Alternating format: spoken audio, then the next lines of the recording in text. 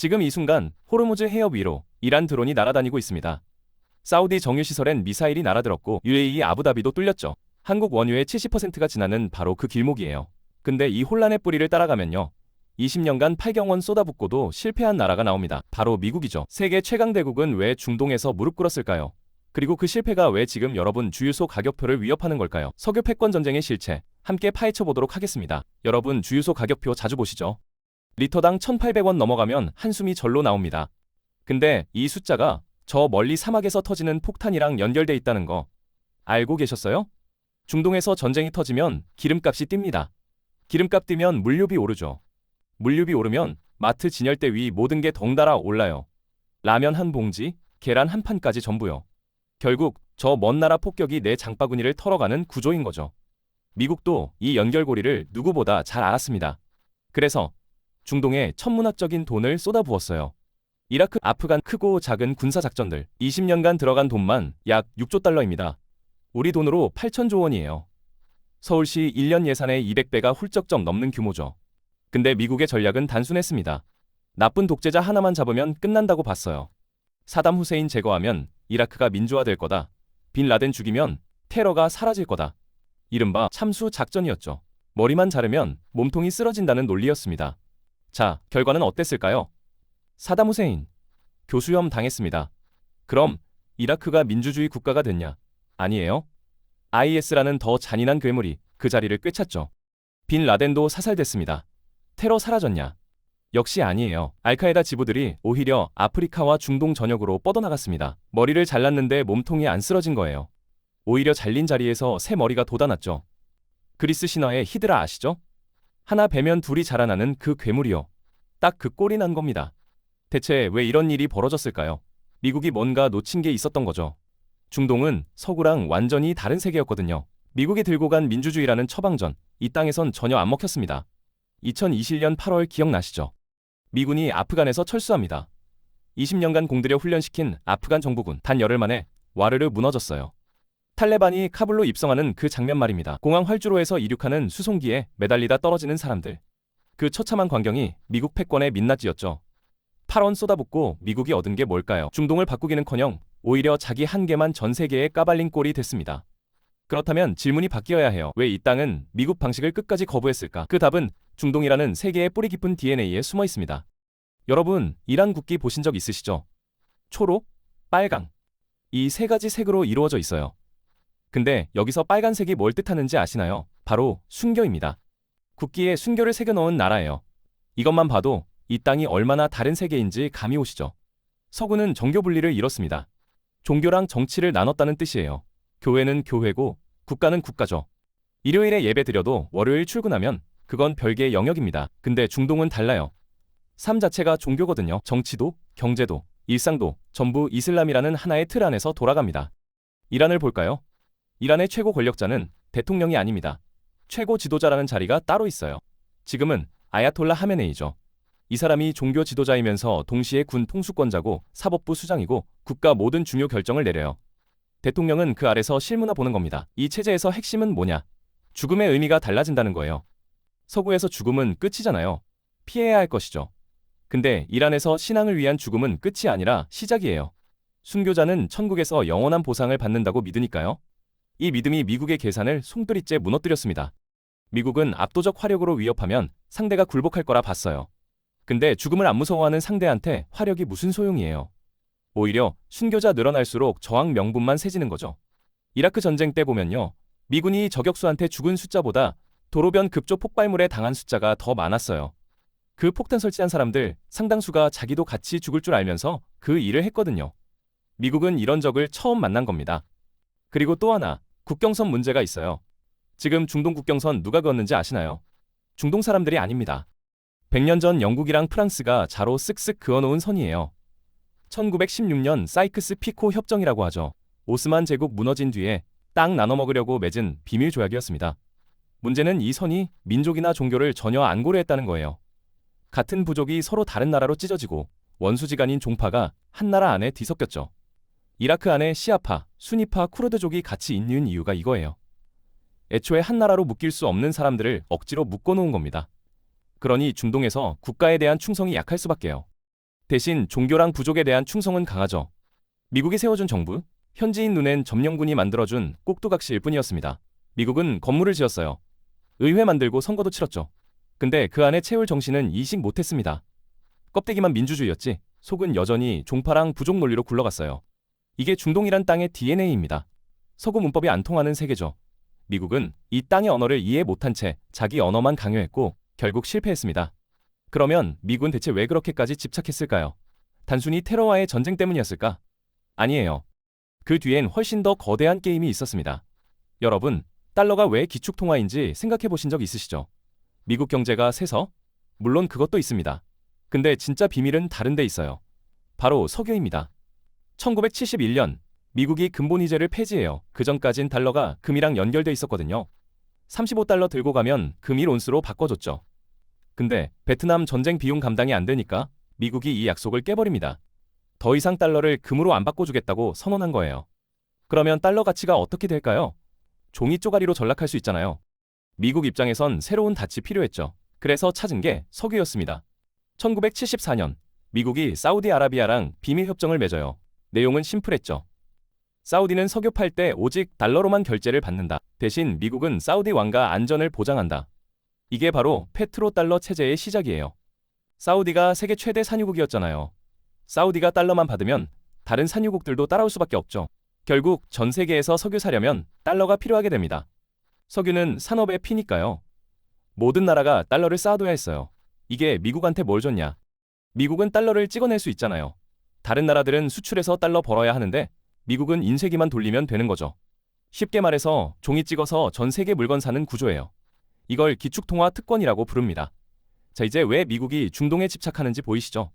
중동은 그냥 기름 나오는 동네가 아니에요. 달러 패권의 심장부입니다. 중동이 달러 대신 다른 화폐로 기름 팔기 시작하면 어떻게 될까요? 달러 가치가 곤두박질치죠. 미국 경제 전체가 흔들리는 겁니다. 실제로 이런 시도가 있었어요. 2000년 이라크의 사담 후세인이 석유 결제를 달러에서 유로로 바꾸겠다고 선언합니다. 3년 뒤에 이라크 전쟁 터졌죠. 리비아의 카다피도 아프리카 공동화폐 만들어서 석유를 금으로 결제하겠다고 했어요. 얼마 안 가서 반군한테 처형당했습니다. 우연의 일치일까요? 잠깐 생각해보세요. 대량 살상 무기? 끝내 안 나왔잖아요. 독재자 만행? 그건 수십 년 전부터 있었죠. 근데 왜 하필 그 시점에 전쟁이 터졌을까요? 달러를 건드린 직후였어요. 트럼프 행동도 이 맥락에서 보면 이해가 됩니다. 기후변화 무시하고 화석연료에 올인하는 이유요. 단순히 정유회사 로비 때문만이 아니에요. 석유 흔들리면 달러 흔들리고 달러 흔들리면 미국이 흔들리니까요. 요즘 중국이 위안화로 석유 결제하는 페트로 위안 체제를 밀고 있거든요. 사우디가 여기에 관심 보이고 있죠. 미국 입장에선 악몽 같은 시나리오예요. 50년간 유지해온 페트로 달러가 무너질 수 있으니까요. 이게 미국이 중동에서 손 못 대는 이유입니다. 단순히 기름 필요해서가 아니에요. 미국이라는 제국의 근간이 여기 달려 있는 거죠. 근데 여기서 역설이 생겨요.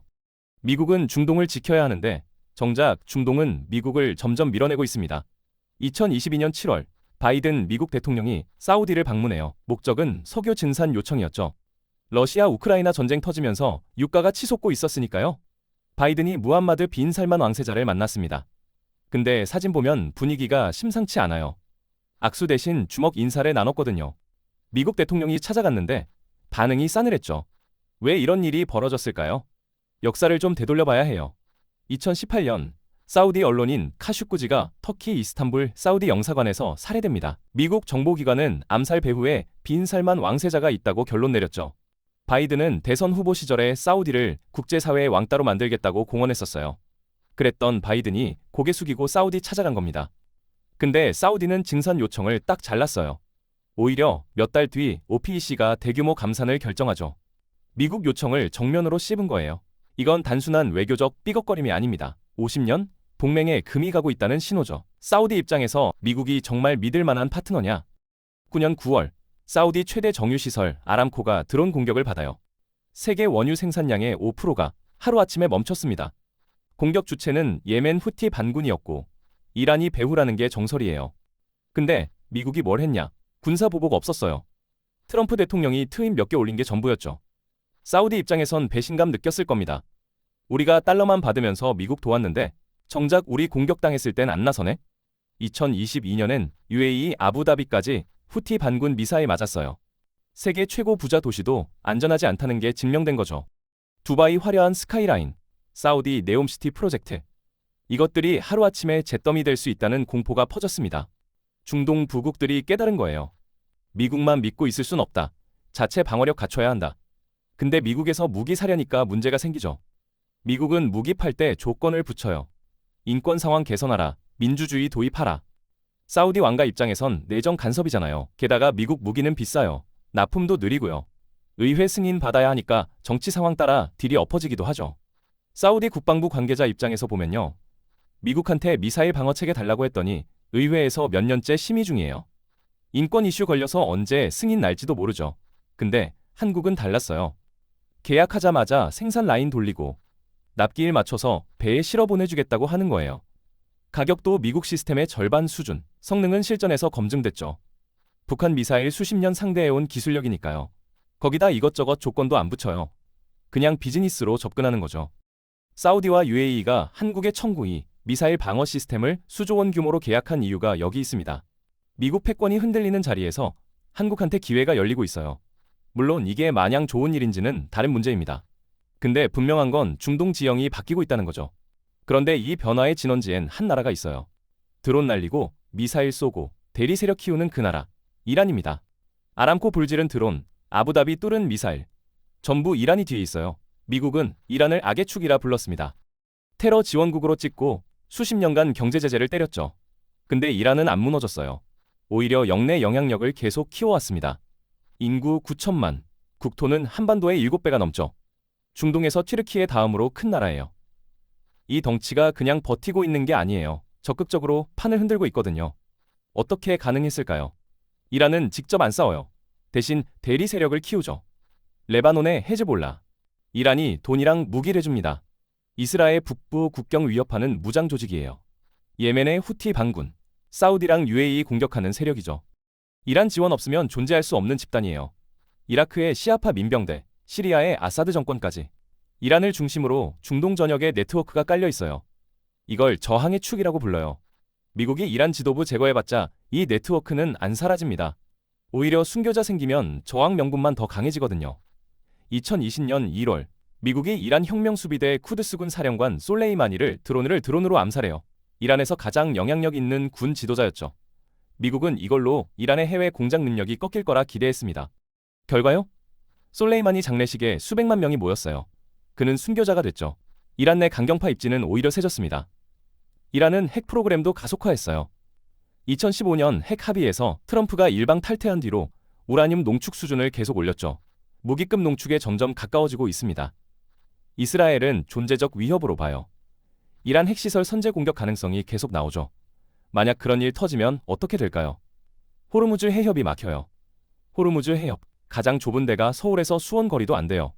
이 좁은 물길로 전 세계 석유 물동량의 20%가 지나가죠.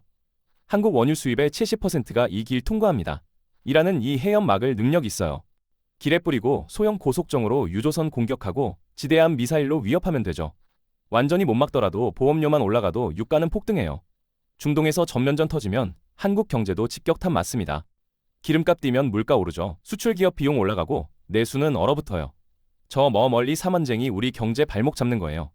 그러니까 이란 문제는 남의 일이 아니에요. 여러분 지갑하고 직결된 문제죠. 근데 아이러니하게도 이 불안이 K방산한테 기회를 만들어주고 있어요. 중동 부국들이 방어력 강화에 사활 걸고 있으니까요. 호르무즈가 막히면 우리 경제가 휘청인다. 이건 위협이에요. 근데 같은 상황을 다른 각도에서 보면요. 돈이 움직이고 있어요. 여러분, 이 혼란 앞에서 분노만 하고 계실 건가요? 강대국들의 이기심, 끝없는 전쟁, 무고한 희생자들. 화가 나죠. 당연합니다. 키보드로 분노한다고 내 계좌가 불어나진 않잖아요. 국제 정치에 착한 편은 없어요. 다들 자국 이익 챙기려고 움직이는 거죠. 그렇다면 우리는 뭘 봐야 할까요? 바로 돈의 흐름이에요. 미국 패권 흔들리면서 중동에 거대한 빈 공간이 생겼어요. 그 빈 공간 채우려는 경쟁이 벌어지고 있죠. 중국이 파고들고 있고 러시아도 영향력 넓히려 하고요. 그리고 한국도 그 틈에서 기회 잡고 있습니다. 2022년 한국 방산 수출액이 약 173억 달러 찍었어요. 역대 최대치죠. 그중 상당 부분이 중동에서 나왔습니다. 아까 사우디 국방부 관계자 얘기했잖아요. 그 사람들 입장에서 다시 생각해보죠. 밤새 회의 테이블에 앉아 있어요. 안건은 미사일 방어 체계 도입. 미국 거? 비싸죠. 성능은 좋은데 납기가 3년 넘게 걸려요. 의회 통과해야 하니까 정치 바뀌면 엎어질 수도 있고요. 거기다 인권 문제 개선하라, 예멘 전쟁 중단하라 조건이 줄줄이 붙어요. 그때 한국 제안서가 올라옵니다. 천국-2. 가격은 미국 것의 절반도 안 돼요. 납기는 계약 후 2년 내. 북한 미사일 수십 년 막아온 실전 기술이고 조건 같은 거 없어요. 그냥 비즈니스예요. 어떤 걸 선택하겠어요? 사우디와 UAE가 천국-2 수조 원어치 계약한 게 이런 맥락이에요. 한화 에어로스페이스, 현대로템, LIG 넥스원. 이 종목들 주가 보셨어요? 지난 몇 년간 어떻게 됐는지. 중동 불안이 한국 방산의 기회가 되고 있습니다. 불편한 진실일 수 있어요. 전쟁으로 돈 번다는 게 도덕적으로 떳떳한 일은 아니니까요. 근데 세상이 그렇게 돌아가요. 분노만 하면 기회는 다른 누군가한테 가죠. 미국도 팔고 프랑스도 팔고 중국도 팔아요. 우리만 도덕군자 노릇하면 그 돈이 다른 데로 갈 뿐이에요. 냉정하게 계산기 두드릴 때가 됐습니다. 자, 근데 여기서 한 발짝 더 나가볼게요. 중동에서 진짜 큰 판이 어디 있는지 테헤란 거리를 상상해보세요. 2023년 이란 수도 한복판이에요. 골목마다 카페가 늘어서 있죠. 젊은이들이 아이폰 들고 인스타그램 올려요. 공식적으론 인스타그램 차단됐는데 다들 VPN 뚫어서 쓰거든요. 나이키 운동화 신고, 삼성 갤럭시로 셀카 찍고 넷플릭스 보면서 커피 마셔요. 이게 악의 축, 이란의 실제 모습이에요. 인구 9천만 명 중 60%가 30세 이하입니다. 대학 진학률은 중동 최고 수준이에요. 고등교육받은 젊은 층이 넘쳐나죠. 근데 이 사람들이 원하는 건 핵무기가 아니에요. 아이폰이랑 유튜브, 해외여행이랑 좋은 직장이죠. 2022년 히잡 시위 기억나시죠? 마흐사 아민이라는 22살 여성이 히잡 단속 중 사망한 사건이요. 그 뒤로 전국에서 시위가 터졌어요. 여성, 생명, 자유를 외치면서요. 이란 젊은 층이 체제에 얼마나 답답해하는지 보여준 거죠. 근데 미국 프레임으로만 보면 이게 안 보여요. 악의 축, 테러 지원국, 핵 위협. 이 딱지만 붙어 있으니까요. 각도를 바꿔볼게요. 제재가 풀리면 어떤 일이 벌어질까요? 인프라 투자가 쏟아져야 해요. 도로, 철도, 발전소, 통신망. 수십 년간 제재로 낡아빠진 시설 전부 뜯어고쳐야 하거든요. 9천만 명이 스마트폰 사고, 자동차 사고, 전자제품 사요. 현대차, 삼성전자, LG전자 입장에서 군침 도는 시장이죠. 실제로 2015년 핵 합의 때 움직임이 있었어요. 합의 체결되자마자 유럽 기업들이 앞다퉈 테헤란행 비행기 탔거든요. 에어버스는 항공기 100대 넘게 수출 계약 맺었고 푸조랑 르노는 합작 공장 짓겠다고 했죠. 트럼프가 탈퇴하면서 전부 멈췄습니다. 미국 2차 제재 때문에 유럽 기업들도 손 떼야 했어요. 달러 결제망에서 퇴출당하면 사업 못하니까요. 근데 제재가 영원하진 않아요. 정권 바뀌면 협상 타결되면 상황 달라질 수 있죠. 그때 누가 먼저 치고 들어가느냐가 중요해요. 중국은 이미 움직이고 있어요. 제재 틈새로 이란이랑 거래하면서 발 담그고 있거든요. 유럽 기업들도 물밑에선 라인 유지하고 있죠. 제재 풀리는 순간 바로 들어갈 준비하는 거예요. 한국 기업들은요? 미국 눈치 봐야 해서 쉽지 않아요. 제재 대상국이랑 거래하면 미국 시장에서 분이익 받을 수 있으니까요. 근데 지정학적 판 있는 눈이 필요합니다.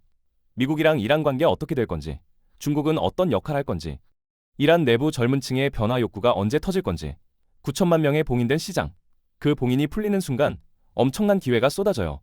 문제는 그때까지 이 지역이 평화로울 거냐는 거죠. 미국은 20년간 8경원 쏟아붓고도 중동을 못 바꿨어요. 왜 그랬을까요? 중동의 문법을 몰랐기 때문이에요. 서구 논리 이식하려 했는데 이 땅이 거부한 거죠. 종교랑 부족이 국가보다 강한 곳에서 민주주의는 뿌리 못 내렸습니다. 결과적으로 미국 패권에 금 갔어요. 중동 동맹국들이 미국 불신하기 시작했죠. 중국이랑 러시아가 그 틈 비집고 들어오고 있고 페트로달러 체제도 흔들리고 있습니다. 이 혼란은 한국한테 위협이자 기회예요. 호르무즈 막히면 우리 경제 직격탄 맞죠? 근데 중동 방어력 강화 수요는 K방산 성장 동력이 되고 있어요. 도덕책 덮고 계산기 켜라. 아까 이렇게 말씀드렸죠. 계산기만 두드린다고 끝이 아니에요. 그 숫자 뒤에 뭐가 있는지도 봐야 해요. 우리가 파는 미사일이 누굴 향하는지, 그 미사일 맞고 쓰러지는 사람들이 누구인지. 예멘에선 지금도 아이들이 굶어 죽어가고 있거든요. 사우디가 봉쇄하고 있으니까. 그 사우디한테 우리가 무기 팔아요. 이게 현실입니다. 깔끔한 답 없어요. 선악으로 나눌 수 있는 문제가 아니에요. 저 멀리 사막에서 폭탄 터지는 소리. 누구가한텐 비극의 비명으로 들리고 누군가한텐 금고 열리는 소리로 들리죠. 여러분은 어떻게 들리세요? 역사는 냉정합니다. 감정은 기록에 안 남아요. 남는 건 숫자랑 결과뿐이죠. 그리고 지금 이 순간에도 호르무즈 해협엔 유조선이 지나가고 있어요. 그 배 위로 이란 드론이 날아다니고요. 사우디 왕궁에선 한국산 미사일 발사대가 하늘을 겨누고 있죠. 모래바람은 멈추지 않습니다. 그 바람에 섞인 건 피냄새일 수도 있고 돈 냄새일 수도 있어요. 여러분은 어떤 냄새가 느껴지나요? 오늘 준비한 영상은 여기까지입니다. 감사합니다.